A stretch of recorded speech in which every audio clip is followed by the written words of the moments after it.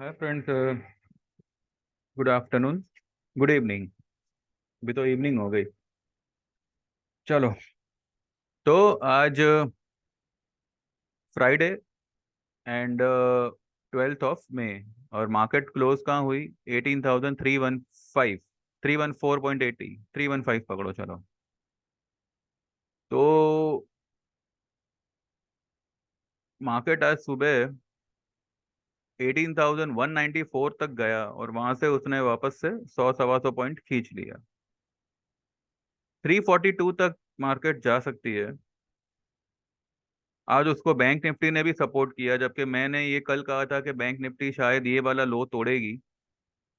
ये वाला लो तो डेफिनेटली टूटना है और ये आपको मंडे को ही टूटता हुआ दिखेगा। चलो अभी वो सब बात, अभी मैं मतलब पंडित नहीं बन रहा हूँ कल क्या होगा ने परसों क्या होगा। अभी तक क्या हुआ है और अभी इसका इज इक्वल टू क्या होगा वो हम डिस्कस करते हैं। ठीक है।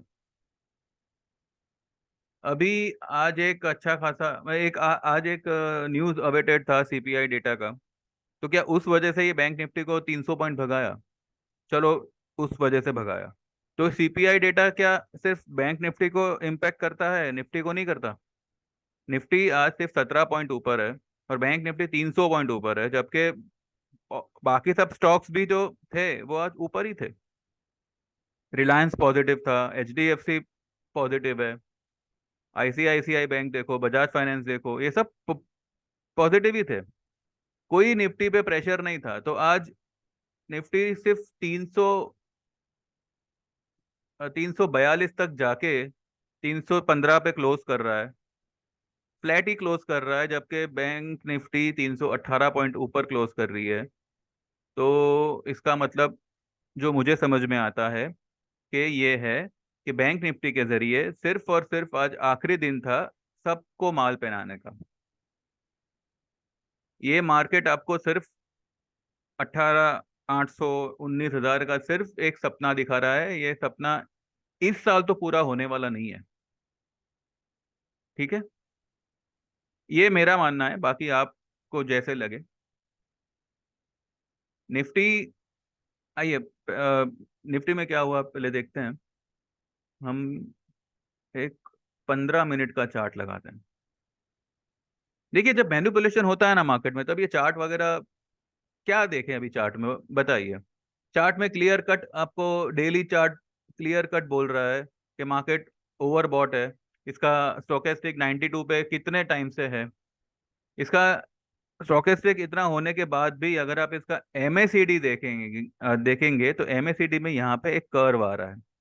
एमएसीडी में क्या होता है कि ये जो ब्लू लाइन है, ब्लू लाइन और रेड लाइन के बीच में जितना डिफरेंस हो ना, उतना स्टॉक या उतना इंडेक्स पॉजिटिव होता है। जबकि अभी और जैसे जैसे ये डिफरेंस, ये जो गैप है, जैसे जैसे कम होता है, वैसे वैसे ये मार्केट गिरने का चांस बढ़ जाता है।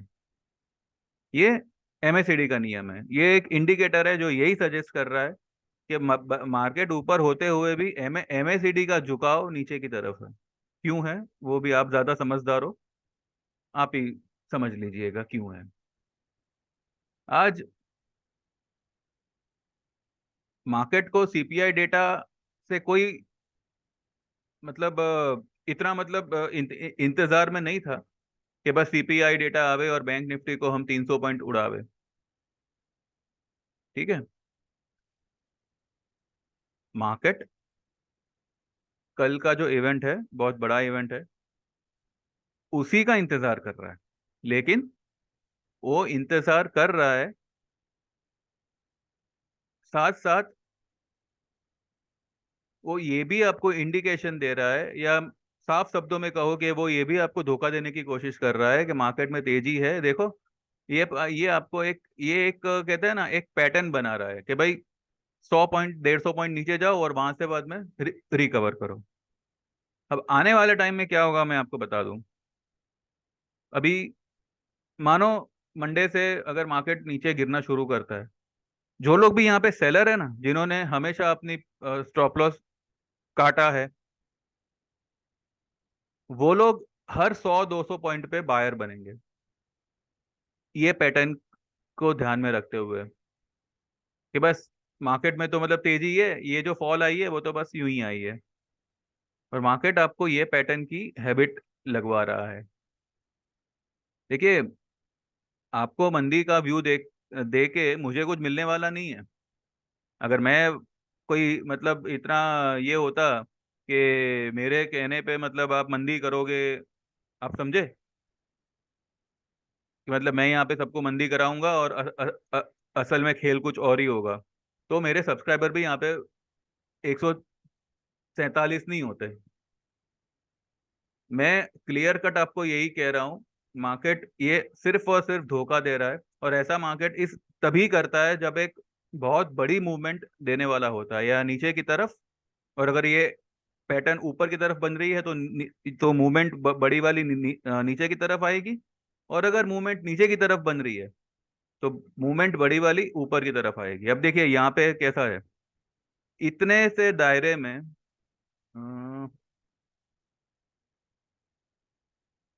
कहाँ गया यार, ये देखिए, जब यहाँ पे मार्केट था, ये जो नीचे था, बराबर है, यहाँ पे मार्केट ने कितना टाइम बिताया, 1 2 3 4 5 6 7 8 9 10 11 12 दिन। 12 दिन मार्केट, 12 दिन यानी कि लगभग लगभग 5 5 10 और 2 2.5 हफ्ता, बराबर है। 5 दिन, 5 वर्किंग डे का, 5 ट्रेडिंग डे का एक हफ्ता हुआ, तो यहाँ पे 12 दिन यानी कि 2.5 हफ्ता, 2.5 हफ्ता मार्केट एक ही दायरे में रहा और सबको यही बताता गया कि मार्केट अभी यहाँ से गिरने ही वाला है। 16,800 तोड़ेगा, 16,500 आएगा, 16,000 भी तोड़ेगा, 15,000 भी तोड़ेगा, याद है। और वही 16,000 15,000 तोड़ने वाले आज कह रहे हैं कि मार्केट 18,500 तोड़ेगा, 19,000 तोड़ेगा। आप मेरे ये दिन वाले वीडियो देखना जब मार्केट ने 16,828 की लो बनाई थी। ये दिन वाले 20 मार्च वाले वीडियो में आप देखना, मैंने क्लियरली कहा था कि यहाँ से आप बाय करिए, आपको मिनिमम जो है 17,800 17,900 का लेवल दिखेगा ही दिखेगा। ठीक है, उसके बाद भी जो है मार्केट ऊपर गया, फिर नीचे आया, और फिर इसने जो है 16 19 17 की लो बनाई, और फिर 3 दिन यहाँ पे बिता के मार्केट ने टेक ऑफ लिया। तो ये डिस्ट्रीब्यूशन फेज होता है, और सॉरी, ये एक्यूमुलेशन फेज होता है। नीचे में मार्केट को माल सबसे खींचना होता है, और ऊपर में मार्केट को माल सबको पहनाना होता है, यानी कि सबको देना होता है कि भाई आप लोग बाय करो। अब मैं नहीं जानता आप में से कितने लोगों ने मतलब कितनी मंदियां देखी है। मैंने 2008 से लेके अब तक की सारी मंदियों में मैंने मौजूद रहा हूं मैं। और मैं हमेशा, मैं इतना तो है कि मतलब कहते हैं ना कि ट्रेंड शुरू होने से पहले ही मतलब मैं गाड़ी में चढ़ जाता हूँ, और इस बार भी शायद ऐसे ही हुआ है। लेकिन हमारा लेवल्स गलत नहीं था। 18,100 ये 61% लेवल है, यहाँ से मार्केट को घूमना ही था। अब 18,100 से मार्केट कितना ऊपर गया है, हार्डली 289 पॉइंट्स, बराबर है। 389 की उसने हाई बनाई, 18,100 वॉज आर 61% रिट्रेसमेंट। मैं आपको कह रहा हूँ, ये जो कल जो मैंने आपको 372 का आपको मैंने फिगर बोला था, 18,372, ये 75% रिट्रेसमेंट लेवल है, इसको मार्केट क्रॉस नहीं करेगा। अगर किया भी, किसी कारण से मानो किया भी, तो इसके ऊपर क्लोज नहीं करेगा, ये डेफिनेट है। ठीक है, आपका फोकस सिर्फ पुट पे रखिएगा, जून महीने की 18,000 की। आज हमने उसमें और थोड़ी सी एडिशन की है।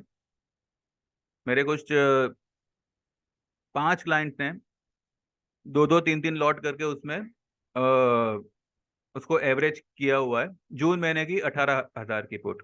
और एक भाई साहब ने तो जुलाई की 18,000 की पुट परचेस की हुई है। ठीक है, ये बहुत ही जॉली मौका है आपको यहाँ पे मंदी को क्रिएट करने का, क्योंकि जब मार्केट मंदी क्रिएट करेगी वो आपको मौका नहीं देगी। ठीक है, तब आप सोचते रह जाओगे कि अभी मैं कॉल लूं या पुट लूं। जो लोग भी आज ये मान रहे हैं कि सीपीआई डेटा पॉजिटिव आया है, देखिए इन्फ्लेशन कम होना ये कोई मतलब, आपको कोई मतलब कहते हैं ना, कोई रॉकेट साइंस नहीं होता। तो आप शुरू से देखिए, आप 20-25 साल का डेटा निकाल के देखिए, इन्फ्लेशन कभी भी कम हुआ है। क्योंकि ग्रोथ, जहां पे ग्रोथ होगी वहां पे इन्फ्लेशन का बढ़ना जायज बात है, और वो बढ़ना ही चाहिए। इन्फ्लेशन बढ़ना ये नेगेटिव कब माना जाता है? जब ग्रोथ नहीं हो। आप समझे? अभी मानो आपकी एक छोटी सी फैक्ट्री है, उसमें मानो 10 वर्कर काम कर रहे हैं, और उसमें वो 10 वर्कर जो काम कर रहे हैं, आज अगर वो उतना ही काम अगर 5 वर्कर कर रहे हैं, यानी कि आपका क्या हुआ? आपका इन्फ्लेशन, आप बोलेंगे कि मेरा मेरा खर्चा कम हो गया, लेकिन आपका प्रोडक्शन तो उतना ही रहा ना। आपने 5 वर्कर को निकाल के बाकी के 5 वर्कर से आप अपना काम करवाया, यानी कि वो 5 वर्कर तो बेरोजगार हो गए, और बाकी जो 5 वर्कर थे उनसे आपने उन 5 वर्करों का भी काम करवाया, यानी कि प्रोडक्शन तो उतना ही रहा।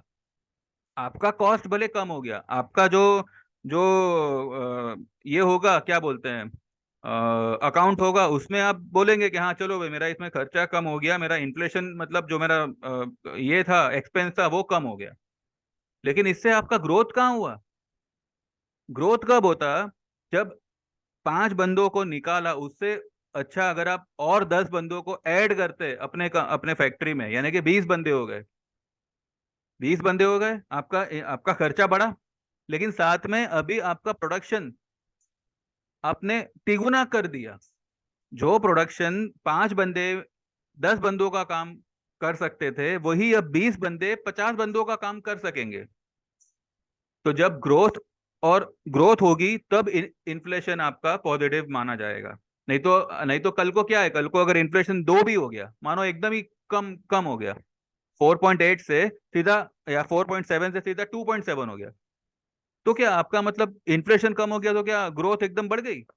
जब ग्रोथ होगी तो इन्फ्लेशन बढ़ना जायज बात है, वो बढ़ना बढ़ना ही चाहिए। Without growth inflation is negative.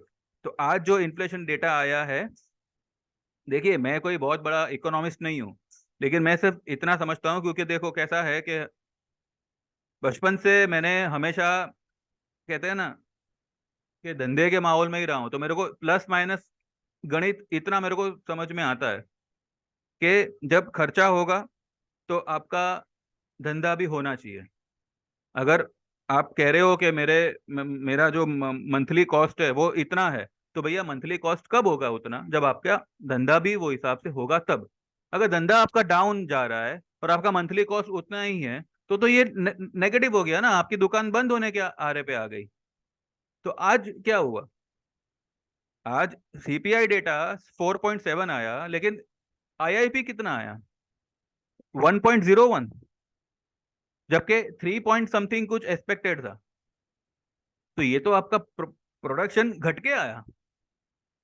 तो इसका इज इक्वल टू क्या हुआ कि आपके यहाँ पे अनएम्प्लॉयमेंट बढ़ी है। जो प्रोडक्शन, मानो 100 लोग मिलके 3 पॉइंट समथिंग का कुछ प्रोडक्शन करते थे, बराबर है, अब उतने ही इन्फ्लेशन में, इन्फ्लेशन इनफैक्ट कम हुआ, लेकिन आपकी ग्रोथ यहाँ पे 1% हो गई, जबकि 3% का आपको एस्टिमेट था। ठीक है? तो this CPI data is completely negative for the market. इसको अगर आप सही ढंग से एनालाइज करोगे, तो ये हमारे मार्केट के लिए पूरी तरह से नेगेटिव है। देखिए मैंने आज सुबह बोला था कि मार्केट सेकंड हाफ में गिरना चाहिए, क्या है क्या नहीं, देखिए इसमें रॉन्ग होना राइट होना इज अ डिफरेंट थिंग, क्योंकि हम यहाँ पे सिर्फ हमारा व्यू देते हैं, और मेरा व्यू कभी भी इंट्राडे का नहीं होता, मेरा व्यू हमेशा मंथली का होता है। आज भी मैंने आपको एबीबी और सीमेंस आपको शॉर्ट करने बोला था। क्यों बोला था, मैं आपको उसका रीजन बताता हूँ। पहले आप ये समझ लीजिए कि निफ्टी, जो एक बड़े 50 स्टॉक का इंडेक्स है, उसको इन्फ्लेशन डेटा से कोई लेना देना नहीं है क्या? जब ये 342 तक जा सकता है, तो इसको 345 50 या मे बी कल की हाई क्रॉस करने में क्या प्रॉब्लम था? आज एक नई हाई बना बना देता। पर वो नहीं बनाएगा। क्यों नहीं बनाएगा? क्योंकि मंडे को इसको गैप डाउन ओपन होना है, या मंडे को इसको फ्लैट ओपन होके सीधा मंदी करनी है। वो आज नई हाई नहीं बनाता, जबकि आज आज तो उसके बाद अच्छा सपोर्ट भी था। आज इंडिया विक्स भी डाउन था, रिलायंस वगैरह सब पॉजिटिव थे, जो भी बड़े बड़े महारथी स्टॉक्स है सब पॉजिटिव थे, और मेन पॉजिटिव तो बैंक निफ्टी था। राइट। सिर्फ आईटी इंडेक्स, जो कहते हैं ना 0.25% डाउन था, उसकी वजह से निफ्टी ने आज नई हाई नहीं बनाई क्या? ऐसा नहीं है। बैंक निफ्टी के जरिए आज सिर्फ मार्केट को गिरने से बचाया गया है। कहते हैं ना, वो आखिरी आखिरी जो हाथ बचे थे ना, उन लोगों ने बैंक निफ्टी में आज आखिरी हाथ धोए हैं। मैं आपको अश्योर करता हूं कि आज मार्केट की जो भी स्टॉक आज तेज बंद हुए हैं ना, उन्होंने अपनी पूरी की पूरी तेजी यहाँ पे खत्म कर दी है। तेजी is completely over. Even sector wise तेजी इज कंप्लीटली ओवर। ठीक है। तो जो लोग भी शॉर्ट है, आप लोग बिंदास शॉर्ट रहिए। जून की पुट आपकी 18,000 की आपने जो भी भाव में ली होगी, वो बिकेगी 500 600 प्लस में। ये आपका, मैं आपको मिनिमम टारगेट बोल रहा हूँ। मैक्सिमम तो भगवान मालिक है, लेकिन मिनिमम आपका उतने में तो बिकना ही चाहिए, और उतने में बिकेगा ही बिकेगा। ठीक है। आइए, मैंने आपको सीमेंस क्यों आज शॉर्ट करने कहा था। देखिए, सीमेंस ने आज एक 3938 की टॉप बनाई, और वहां से ये थोड़ा नीचे आया, 3891 आया। ठीक है। मंथ डेली में इसका स्टोकेस्टिक 94 था, और जब मैंने आपको शॉर्ट करने कहा था तब इसका स्टोकेस्टिक था 98। 98 का स्टोकेस्टिक है इसका। अगर आप वीकली चार्ट देखो, वीकली चार्ट में ये 96 का स्टोकेस्टिक है। और दूसरी बात ये है कि वीकली चार्ट में यहाँ पे देखिए 3 वाइट पिजन्स बने हुए हैं। ये अगर आप देखें तो 3 हफ्ते ये स्टॉक लगातार पॉजिटिव रहा है। यानी कि ये 3 वाइट पिजन्स, भले ग्रीन है लेकिन उसको पॉजिटिव में वाइट पिजन बोलते हैं। आपको पता ही होगा। मुझे अभी, मैं कह कहूँ ना कि ज्ञानी लोगों को ज्ञान नहीं देना मुझे, आप लोग सब मेरे से ज्यादा ज्ञानी हो। आपको सब इंडिकेटर्स वगैरह सब पता ही होंगे, लेकिन जिनको नहीं पता है मैं आपको बता दूं। एक ही साइज के 3 कैंडल एक के ऊपर एक बनते हैं तो इसको 3 वाइट सोल्जर्स बोलते हैं। और उसी तरह से जब एक ही साइज के 3 कैंडल एक दूसरे के नीचे बनते हैं तो उसे 3 ब्लैक क्रोस बोलते हैं, जैसे कि ये आप देखिए यहाँ पे। ठीक है। तो ये यहाँ पे ये 3 वाइट पिजन्स का इसने आज पैटर्न यहाँ पे कंप्लीट किया है, और इसका स्टोकेस्टिक वीकली में 96 है। और जब मैंने आपको ये कॉल दिया तब इसका भी 97.70 पे इसका वीकली का स्टोकेस्टिक था। ठीक है। तो ये स्टॉक मंडे से, और मैं आपको कह रहा हूँ ना, ये जो तेजी उसने की है ना, ये 3 हफ्ते की तेजी जो की है ना, अगर ये स्टॉक चाहे तो एक हफ्ते में जो है पूरा इसको निकाल सकता है। लेकिन एक हफ्ते में मैं इतनी बड़ी फॉल नहीं एक्सपेक्ट कर रहा। लेकिन आपको एक हफ्ते में ये कम से कम यहां तक तो दिखाई देगा, 3550 तक। 3550 तक सीमेंस आपको अगले फ्राइडे तक दिखना ही चाहिए। आप अगला फ्राइडे नहीं, आप ये मंथ एंड पकड़ लो। ठीक है। एक्सपायरी पकड़ो, चलो 25 मई तक आपको ये 3550 तक आना ही चाहिए, और ये आएगा ही, उसके नीचे ही जाएगा बल्कि।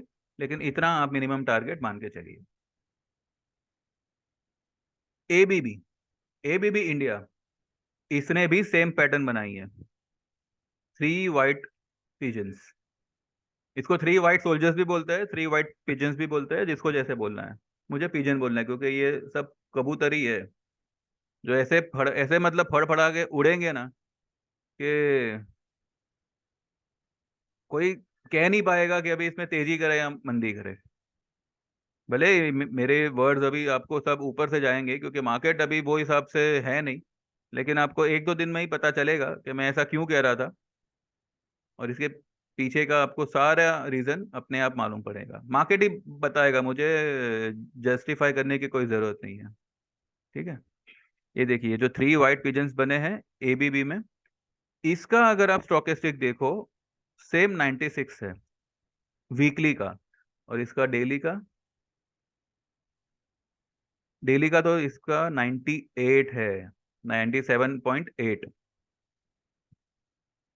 तो इतना भारी स्टोकेस्टिक हो, ये स्टॉक एनी टाइम आपको, कहते हैं ना कि लॉन्ग वालों को ऐसा ये स्टॉक फंसा है। मुझे लगता है कि मंडे को ये दोनों स्टॉक जो है अच्छा खासा गैप डाउन ही खुलेंगे, या फिर एक हो सकता है कि एक और टॉप बनाएंगे और फिर वहां से विद इन नो टाइम ये स्टॉक जो है रेड हो जाएगा। इसका अगर हम टारगेट निकालें अगले हफ्ते का एबीबी का, तो इसका मुझे मिनिमम लगता है,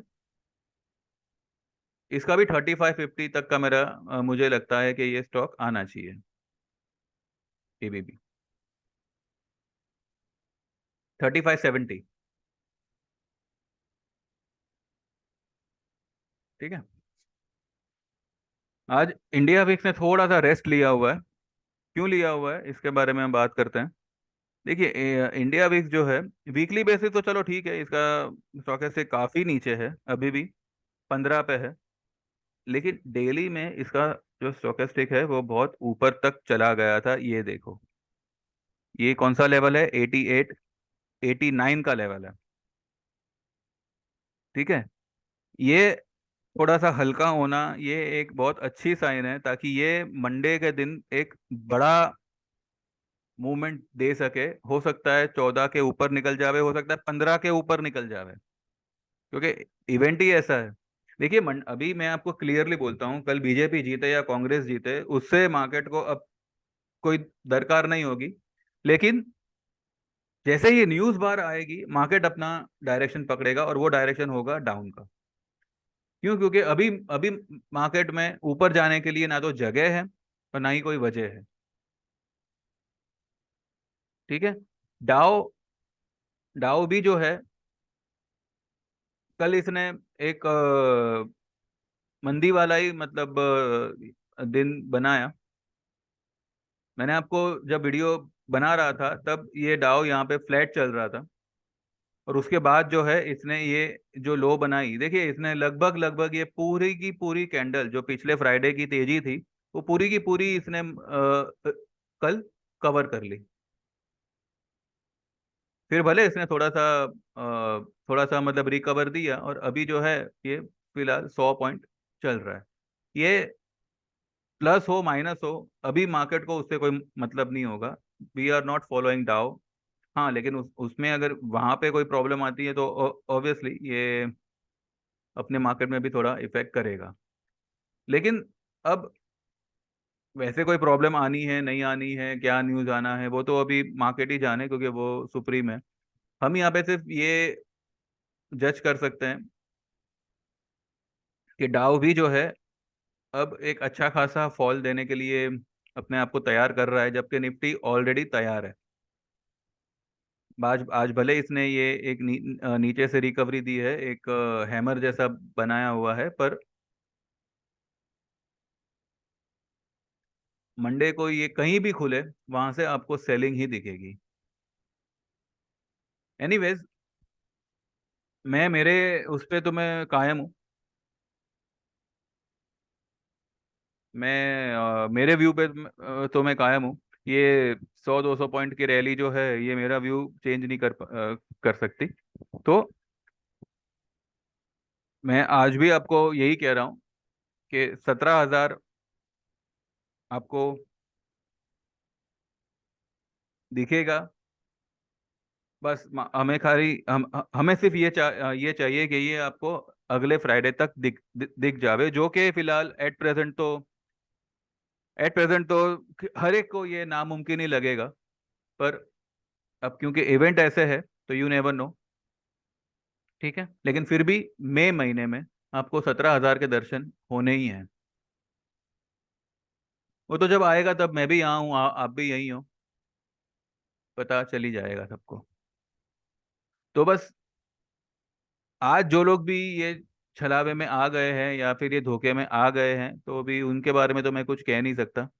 हाँ, लेकिन आज एक अच्छा मौका था, मैंने आपको कहा भी था कि अगर ये मार्केट थोड़ा ऊपर आया है यहाँ पे जो है, आप पुट को एवरेज कर सकते हैं। ये मैंने सुबह वाले वीडियो में मेंशन किया था। ठीक है। और, और मैंने ज़्यादा फोकस ये सीमेंस और एबीबी को शॉर्ट करने पे बोला था, लेकिन मेरा ओवरऑल व्यू आज भी यही है कि मार्केट इज बेरिश, और ये जो भी है ये सिर्फ और सिर्फ फंसाने का धंधा है और कुछ नहीं। ठीक है। चलो, ये तो सिर्फ मेरी बात थी। बाकी जैसे जिसको जो जैसे समझ में आवे वैसे वो अपना ट्रेड ले। तो बस यहीं पे मतलब अभी फिनिश करते हैं। बाकी कुछ होगा तो कल एक थोड़ा डिटेल वीडियो बनाएंगे, थोड़ा बहुत न्यूज़ आ जावे, कल क्या रिजल्ट आता है वो आ जावे। सुबह में काउंटिंग होगी तो दोपहर तक तो पूरा क्लियर हो ही जाएगा कि कौन आया कौन नहीं आया। तो उसके बाद मार्केट कैसे रिएक्ट करेगा, कैसे बिहेव करेगा, वो थोड़ा सा हम कल बात करेंगे उसके ऊपर। चलिए, अब मेरा व्यू अगर कुछ पसंद आया हो, कुछ समझ आया हो, तो मेरी चैनल सब्सक्राइब करिएगा, लाइक करिएगा। ठीक है। कोई सवाल हो मेरे मार्केट रिलेटेड, या मैंने जो आपको क्या कहते हैं, जो भी मैंने व्यू दिया है, तो कमेंट बॉक्स में आप मेंशन कर सकते हैं। ठीक है। और अगर कुछ स्पेशल कमेंट हो तो भैया वो कमेंट आप अपने पास ही रखना, मुझे उसकी ज़रूरत नहीं है। मेरे ट्रेड जो है वो मुझे पता है क्या नहीं, मुझे किसी को दिखाने की यहाँ पे दरकार नहीं है। ठीक है। चलो then, thank you very much, have a nice weekend, and take care, God bless, bye bye.